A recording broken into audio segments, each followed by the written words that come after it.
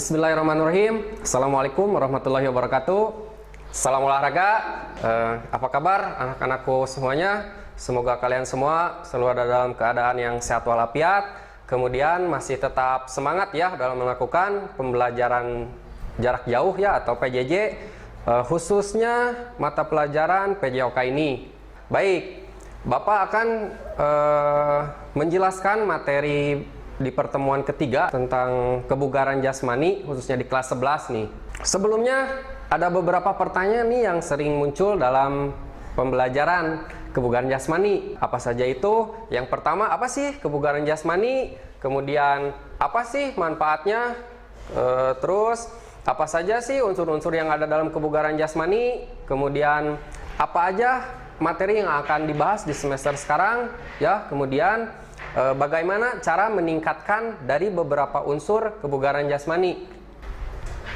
Oke, kita langsung aja masuk ke materi. Yang pertama nih, kebugaran jasmani. Tentang apa sih pengertian dari kebugaran jasmani? Kebugaran jasmani adalah kesanggupan tubuh untuk melakukan aktivitas yang lama tanpa mengalami kelelahan yang berarti, serta masih memiliki cadangan tenaga untuk melakukan kegiatan yang lain.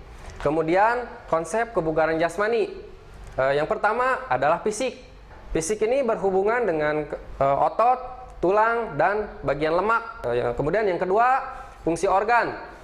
Berhubungan dengan efisiensi sistem jantung, pembuluh darah, dan paru-paru atau pernapasan.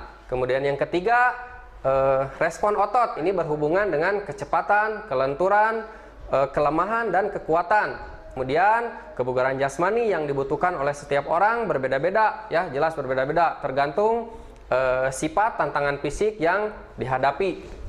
Kemudian manfaat dari kebugaran jasmani ya, berikut ada 10 manfaat yang diperoleh dari kebugaran jasmani. Apa saja itu? Yang pertama, meningkatkan sirkulasi darah dan sistem kerja jantung. Kemudian yang kedua, meningkatkan stamina dan kekuatan tubuh sehingga tubuh menjadi lebih energik ya. Yang ketiga, memiliki kemampuan pemulihan organ-organ tubuh secara tepat setelah latihan. Keempat, memiliki respon tubuh yang tepat. Baik, kemudian yang kelima ada mengurangi resiko obesitas atau kegemukan ya. Kemudian yang keenam ada mencegah penyakit jantung. Kemudian yang ketujuh, menurunkan tekanan darah tinggi.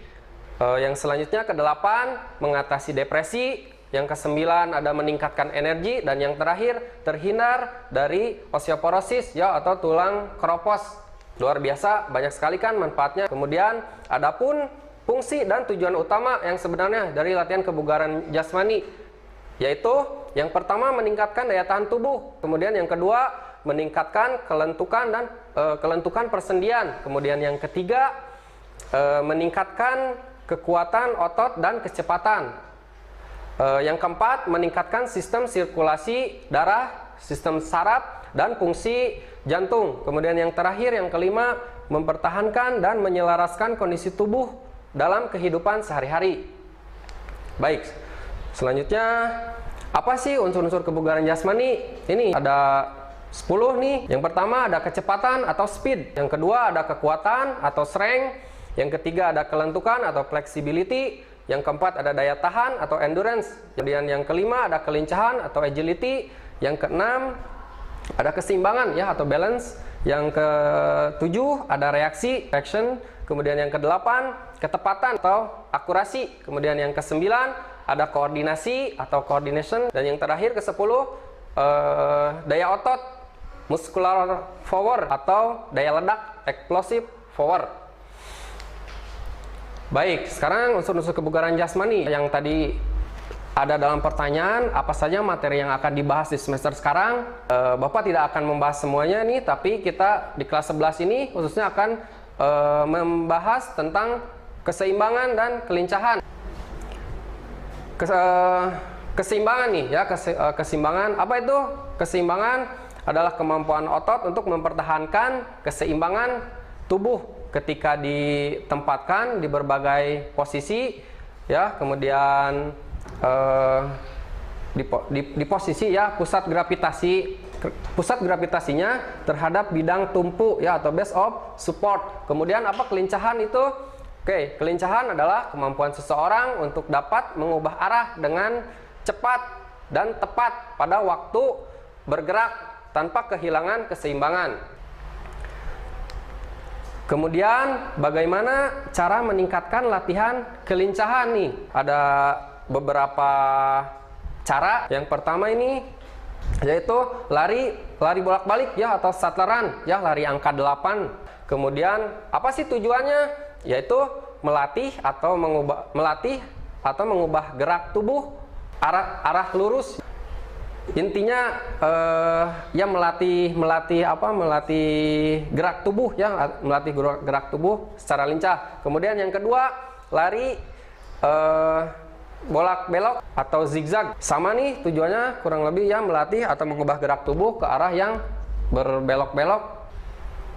Misalnya di 4 atau 5 titik. Kemudian yang ketiga ada jongkok atau berdiri, kemudian berdiri atau squat thrust. Mungkin kalian udah pada tahu gerakannya.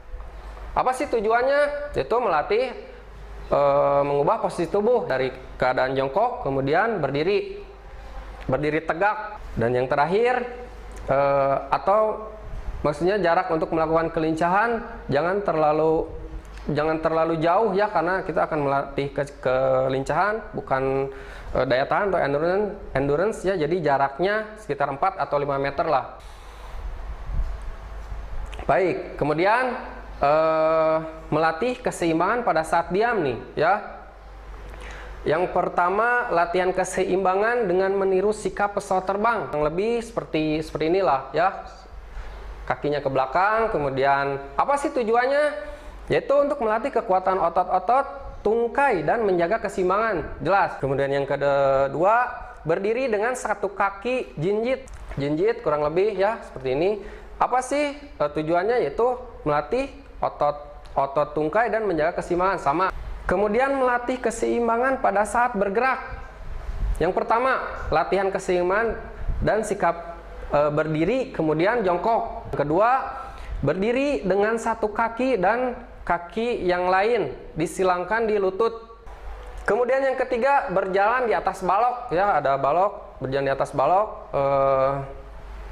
Dan yang terakhir, sikap duduk, angkat kedua kaki bersamaan ke atas hingga membentuk huruf V. Pertahankan posisi selama sekitar 8 hitungan lah. Semuanya keempat bentuk latihan tadi tujuannya sama ya, intinya melatih keseimbangan. Baik, itu saja yang bisa Bapak sampaikan pada kesempatan kali ini. Sekali lagi mudah-mudahan kalian tetap semangat dalam pembelajaran PJJ ini, serta tetap semangat juga untuk melakukan aktivitas olahraga walaupun di masa pandemi seperti ini. Tetap jaga kesehatan kalian, tetap jaga kebugaran kalian. Terima kasih untuk waktunya. Mohon maaf apabila banyak kesalahan, dan semoga kita masih bisa berjumpa di lain waktu. Sekali lagi terima kasih. Wassalamualaikum warahmatullahi wabarakatuh.